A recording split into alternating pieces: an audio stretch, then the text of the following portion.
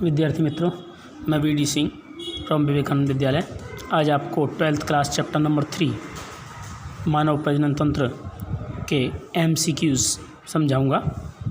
आपको इसके आंसर देने हैं। आंसर सभी लिख करके और मेरे व्हाट्सएप पे भेज देने हैं। चैनल को सब्सक्राइब ज़रूर करें नहीं किया है तो, और आंसर की मैं बाद में भेज दूंगा। ऑप्शन ABCD लिखने के साथ साथ अगर आंसर भी लिखेंगे तो ज़्यादा बेटर रहेगा। तो शुरू क्वेश्चन नंबर 1।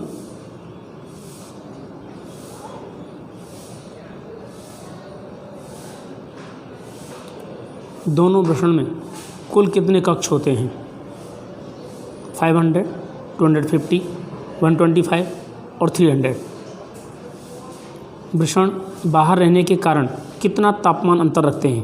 क्योंकि शरीर के बाहर रहते हैं तो टेम्परेचर इनका कम रहता है। कितना कम रहता है वो आपको बताना है।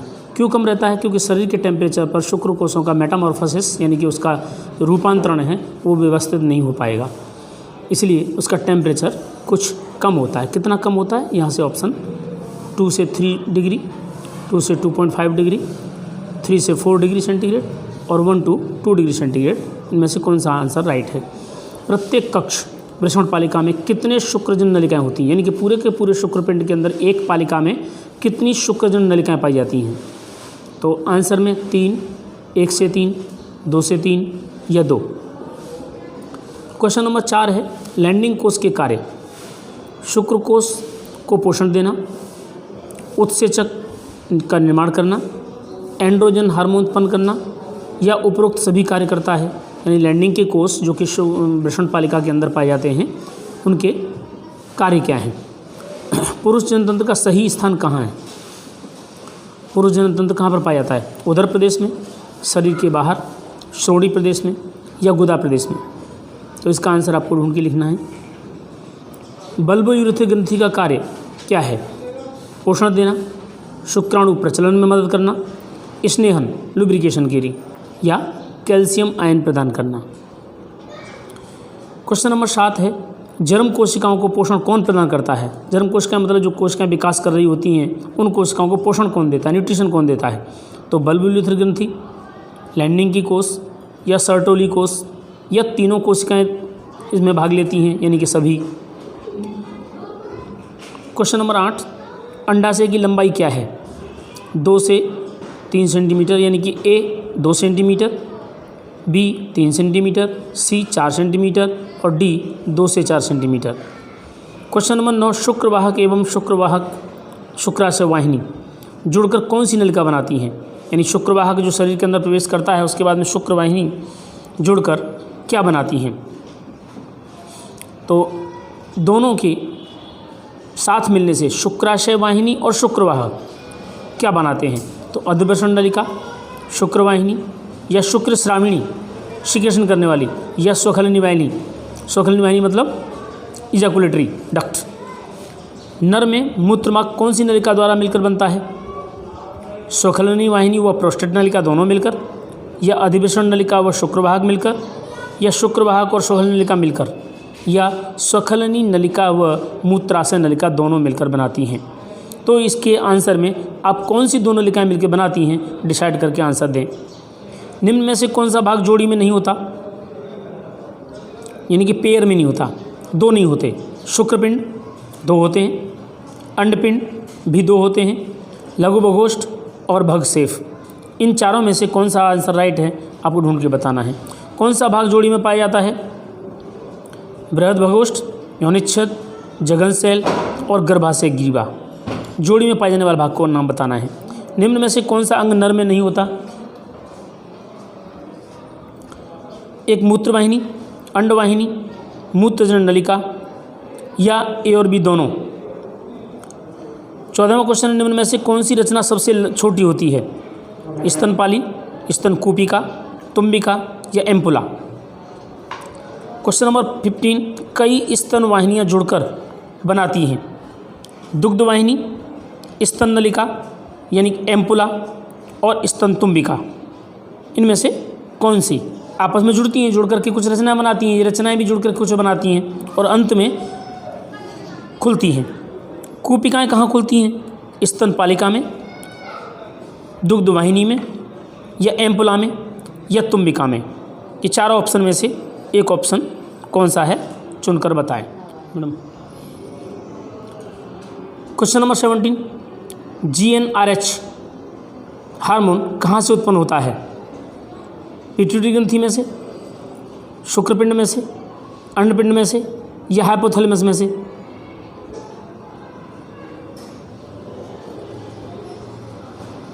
Growth hormone.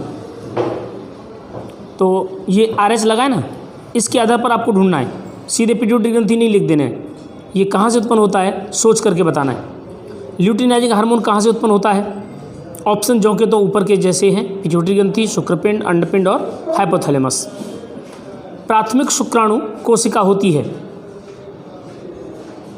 शुक्राणु जैसी, N अगुणित, 23 गुणसूत्र युक्त, या 23 जोड़ी गुणसूत्र युक्त।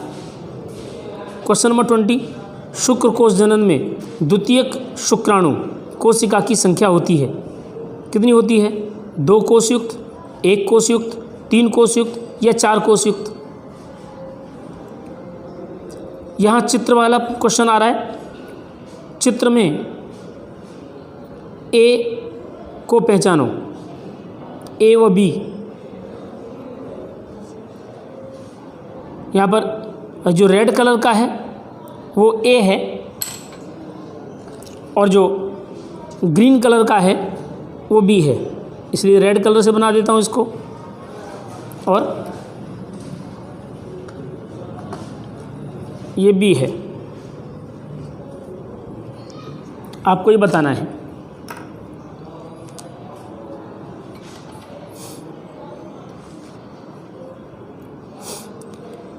तो ए में परिपीतक अवकाश, zona pellucida, C corona radiata, और डी अंडकावरण। इनमें से ए क्या है? बी भी पूछा गया है, दूसरे क्वेश्चन में बी पूछा गया है कि चित्र में बी को पहचानो, तो इसमें बी को पहचानना है। क्वेश्चन उपरोक्ति हो जाएंगे। 2 क्वेश्चन बना दिए एक में से। ओके, दिया गया चित्र गर्भ की कौन सी अवस्था है? ये पूरा का पूरा चित्र कौन सी अवस्था है? गर्भकोष्ठी, आंतरकोष्ठी यानी कि कोरकपुटी, मोरूला, आंतरकोश समूह, इनर सेल मास और एम्ब्रायो। तो कौन सी रचना दर्शा रहा है ये आपको बताना है। देखो यहाँ पर नेक्स्ट क्वेश्चन है जोड़ी बनाने का। अंडाणु, द्वितीयक अंडक, प्राथमिक अंडक, प्रशुक्रकोश शुक्राणु। तो इनमें से आपस में ये 2n रचनाएं हैं या n रचनाएं हैं? इनमें से कौन सी रचना 2n है, कौन सी रचना n है? इसके आधार पर आपको यहाँ MCQs में से ऑप्शन में से सेलेक्ट करना रहेगा। यहाँ देखिए विधान वाला प्रश्न है एक। विधान ए, गर्भधारण के बाद ऋतुस्राव नहीं होता, कारण FSH की कमी व एस्ट्रोजन की अधिकता हो जाती है, इसकी वजह से ऋतुस्राव नहीं होता। ऐसा ये इसका जो सेंटेंस है ऊपर वाला, ये राइट है कि रॉन्ग है, पहले ये देखना है, फिर ये देखना है ये राइट है कि रॉन्ग। पहले इन दोनों प्रश्नों को राइट है या रॉन्ग देख लेंगे। राइट है तो राइट का चिन्ह लगा देंगे। अगर राइट है तो ये जो विधान है उसका कारण आर सही है कि नहीं, ये देख करके हमें इसका आंसर देना है। ए सही आर गलत, आर सही ए गलत, दोनों ही सही कारण गलत है, परंतु दोनों सही हैं। आर यह ए के लिए सही कारण है, तो सही कारण है तो डी राइट कर देंगे, कारण सही नहीं है तो सी राइट कर देंगे, और अगर दोनों में से कोई एक ऑप्शन गलत है तो यहाँ पर ए और बी में से आ जाएगा। शुक्रकोश के अग्रसिरे पर टोपीनुमा रचना पाई जाती है, जिसे एक्रोसोम कहते हैं, या शुक्राग्र कहते हैं, या सिर कहते हैं, या ग्रीवा कहते हैं।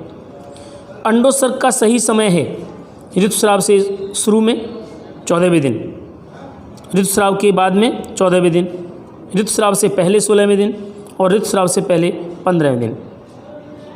अंडोत्सर्ग यानी कि अंड कोशिका का अंडाशय में से बाहर निकलना कौन से दिन पर होता है? कोरकपुटी में बाहर की ओर आए कोष हैं ब्लास्टोसिस्ट, तूतक, इनर सेल मास, ट्रोफोब्लास्ट। अब जैसा कि मालूम पड़ा इनर सेल मास तो होगा नहीं, क्योंकि अंदर की तरफ आएगा, इनर मतलब अंदर, तो सीधा गलत है आंसर।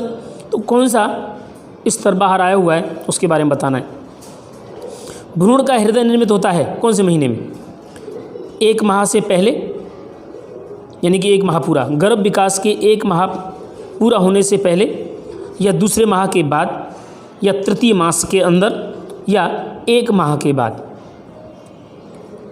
क्वेश्चन नंबर 30 है, पूरे शरीर का कोमल बाल युक्त कब बनने लगते हैं?